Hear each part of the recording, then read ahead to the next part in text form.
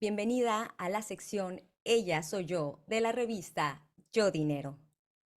Hoy quiero presentarte a la primera mujer que desde hace 18 años comenzó la transformación digital de la industria automotriz, creando CarFast, el primer distribuidor digital de autos, que dicho sea de paso, por ello la llamaron loca. Sin embargo, ella siguió adelante. Hoy es reconocida por ser la CEO de Sacua, la primera marca mexicana de autos eléctricos. Ha sido considerada por distintos medios e instituciones como una de las 5 mujeres líderes de la industria automotriz en México y como una de las 100 en Latinoamérica. ¿Quieres conocerla? Te presento a Nazaret Black. Bienvenida, Nazaret. Muy buenos días, Silvia. A ti y a toda tu audiencia los saludo desde ahorita en Ciudad de México. Me da mucho gusto, enorme, poder Muchas platicar gracias. contigo hoy. Igualmente, y sobre todo agradeciéndote el tiempo que te tomas para con nosotros. Y déjame decirte, como decía el Lucerito, hasta que se me hizo Nazaret. Me encanta tu historia y sobre todo poderla compartir con nuestra audiencia, como te platiqué en un momento. Cada vez que leí algún artículo, alguna entrevista que se te ha realizado, hay una palabra que siempre ha resaltado en estas entrevistas. Esta palabra es la primera. Y pensando un poco y meditando un poco, digo, bueno, detrás de la palabra la primera generalmente se encuentran otras palabras. Estas palabras pueden ser resiliencia, pueden ser visión, puede ser arriesgada. ¿Qué otras palabras consideras tú que se esconden detrás de ser la primera? Rebeldía podría ser una, a continuar en el mismo sistema o corriente. Am, Libertad son las que me vienen a la mente más rápido. Me llama mucho la atención la palabra libertad. ¿Qué experiencias son las que forjaron estas palabras que nos compartes? Mira, yo pienso que eh, uno va viviendo experiencias a lo largo de su vida, ¿no? Y siempre cuando uno quiere hacer algo y no hay espacio, no hay camino para que lo hagas, es invariable que uno va a sentirse atrapada y por ende no vas a sentirte tan libre como quisieras, ¿no? Y por eso es que tienes que trabajar para abrirte ese espacio y esa cancha para poder construir tu misma libertad. Y creo que la libertad se construye a partir de la rebeldía, creo que explicándolo desde como lo entiendo yo, la libertad la construimos a partir de la rebeldía, de negarnos a vivir de determinada forma, de negarnos a continuar en determinada circunstancia que no nos gusta, eh, de negarnos a vivir bajo las condiciones o reglas de alguien más. Entonces, en mi caso, las experiencias que me han ido, siento yo, dando forma. Bueno, mi mamá suele decir que desde que era muy pequeña ya era yo rebelde por naturaleza. Y cuenta historias que yo medio me recuerdo, porque me las hice, me las preguntaba y molestaba con eso hasta la infancia, pero voy a decir algo bien personal. De chiquita, yo tengo un hermano mayor, tiene un año más que yo, entonces estamos así pegaditos. Y mi mamá dice que a mí, yo me negaba y decía, ¿por qué mi hermano puede hacer pipí parado y yo tengo que sentarme, me niego? Y entonces mi mamá dice que yo de chiquita me negaba y hacía pipí parada. Porque me iban a decir que yo me tenía que sentar y el otro lo podía hacer parado, ¿no? O sea, ¿por qué? Y entonces dice mi mamá, o sea, desde ahí era imposible que yo te obligara a ir al tocador como una niña, o sea, a fuerza querías decidir hasta cómo ibas a ir al baño tú sola, ¿no? O Y sea, entonces, ¿mande? tú ya buscabas tu lugar y la igualdad de alguna manera en este espacio, ¿no? Eso es bien privado, pero sí lo cuenta mi mamá, que dice, es que tú ya eras rebelde desde que naciste, o sea, ya eras rebelde completamente, ¿no? Fíjate que ahora que platicas sobre esto, hablas de esta rebeldía, justo en alguna entrevista que ofreciste.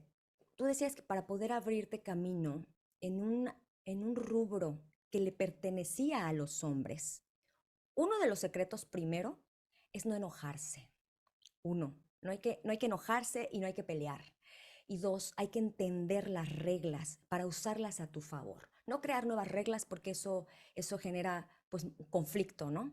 A veces pensamos que ser rebelde es romper reglas, pero tú le das otra dimensión y una connotación que efectivamente tiene mucho más lógica porque permite un alcance mayor y una cooperación mayor, ¿no?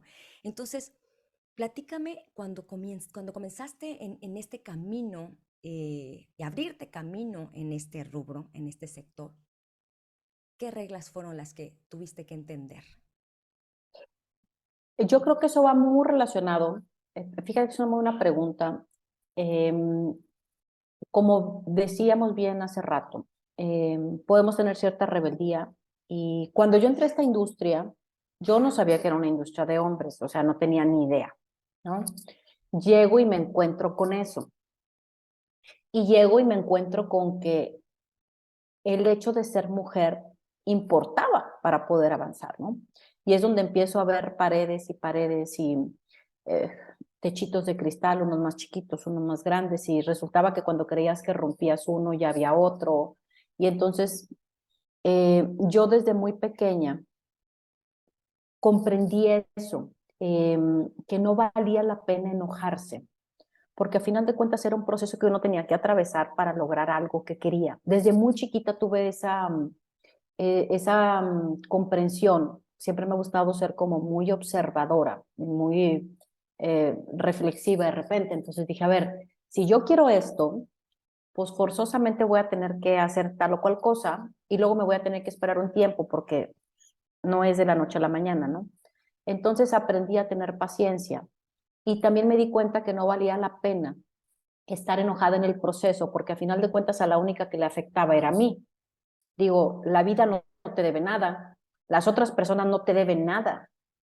Entonces yo no podía aspirar a que el mundo cambiara para mí e hiciera lo que yo quisiera para que yo me sintiera feliz, sino tenía que partir de estar feliz y entonces trabajar para cambiar lo que no me gustaba, hablando de una construcción de mi propio espacio, ¿no?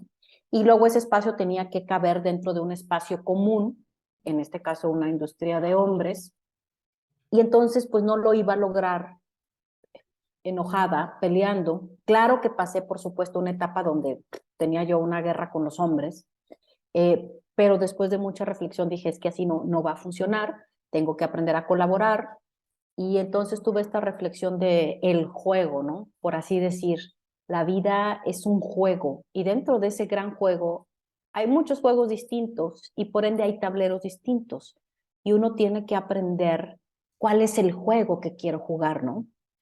Entonces, si uno quiere ganar en un juego, ¿qué es lo que tienes que hacer? Primero conocer el tablero, conocer las reglas de ese juego y jugar con las reglas de ese juego. Porque lo que uno no puede hacer es ir precisamente y cambiar las reglas, porque a uno no le gusta, ¿no? Es que aprender a jugar para convertirte en un ganador dentro de ese juego que tú quieres jugar, ¿no? Entonces eso fue parte de lo que fui aprendiendo y dije, a ver, ¿qué reglas? Eh, Regresando a tu pregunta, ¿qué reglas tengo que aprender aquí? Bueno, a ver, es una industria de hombres y eso no lo podemos cambiar, toda la vida ha sido así, no lo voy a llegar a cambiar de a una.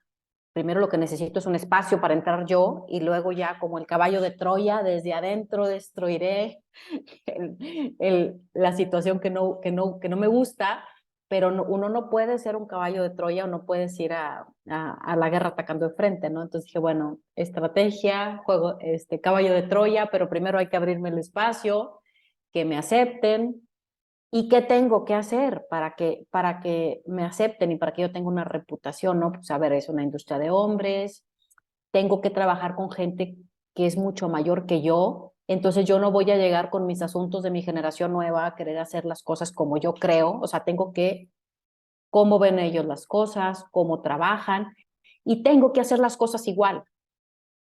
Entonces, e incluso mejor, tengo que ser mejor que ellos, eso implica que tengo que trabajar más, que tengo que esforzarme más, que tengo que saber más para poder ser mejor que ellos y demostrárselos en el tablero con las mismas reglas. y no va a funcionar con que yo lo diga. Entonces pues, me puse ahí a ver cuáles reglas y como estas que estoy diciendo de ejemplo y así empecé. No sé si en algún punto te habían dicho, pero esto es una conciencia del desarrollo de la inteligencia emocional. O sea, a ti nadie te explicó, pero entendiste muy rápido cómo es esto de trabajar las emociones a tu favor. Y uno de los primeros factores es justo analizar, es justo cuestionarte y es justo gestionar, o sea, qué es lo más conveniente, porque también se involucra aquí la empatía, ¿no? ¿Qué es lo más conveniente para todos los involucrados? Y aunque platicarlo y escucharlo suena fácil, no todas las mujeres tenemos estas habilidades. Y yo me incluyo, me incluyo. Sin embargo, aquí lo extraordinario es esta capacidad que tuviste en algún punto para cuestionarlo, pero sobre todo para adaptarte y trabajar en favor de un propósito que tenías muy, muy claro. Hay personas, en tu caso, que mucho más jóvenes o muy pronto se dan cuenta de esto. Habemos quienes después de mucho tiempo nos damos cuenta de esto. Me gustaría que me compartas a qué edad y cuándo fue la primera regla de la que fuiste consciente en tu vida. Que tú dijiste, o sea, esto es lo primero y fue determinante para ti. Yo creo que la tengo en mente. Son dos reglas que para mí, no sé si pudiera llamarles reglas, eh, habilidades, pilares, no sé cómo encajarlos, pero creo que pudiera funcionar. Y me di cuenta desde que tendría unos 6 7 años que era que tenemos la capacidad de elegir, o sea, que tenemos libertad de elección sin importar la circunstancia donde estemos, podemos decidir y luego toca hacerte cargo de lo que decidas, ¿no? Entonces, si las sabes jugar bien esas dos, creo que pueden ayudar en el crecimiento sin límites de cualquier persona, ¿no? El saberte con la capacidad de elegir y luego saber que lo que venga te va a tocar, ¿no? Entonces, eso es lo que yo llamo actitud de responsabilidad. Lo primero es libre albedrío y lo segundo es actitud de responsabilidad. No sé si pudieran entrar en la categoría que estás buscando, pero creo que son dos reglas que permiten, híjole, dan mucho en la vida si uno sabe utilizarlas bien, dan mucho. ¿Qué te hizo llegar hasta estos parámetros, por decirlo de alguna manera? ¿Qué te llevó a entender estos principios de vida? Porque es un principio para ti. Yo, fíjate, cuando platicamos y me platicaste cuál era el topic de tu programa, sentí que debía platicar contigo porque la misión que tienes es de ayudar a las mujeres a buscar esta libertad a través de la independencia financiera. Creo que fue con lo que yo empecé mi camino cuando yo era muy pequeña y veía a mi mamá siendo manipulada por dinero por mi papá.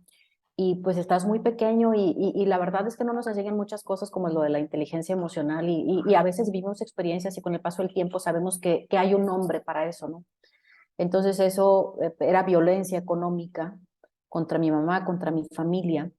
Y yo veía y decía, no quiero, o sea, no quiero que eso me pase. Y si no quiero que me pase, ¿cómo le hago? O sea, ¿cómo le hago? Y entonces veía la imagen de que el papá era el que salía a trabajar, la mamá era la que se quedaba, pero entonces al quedarte en casa no podías decidir y tenías que obedecer al que sí salía y traía el dinero.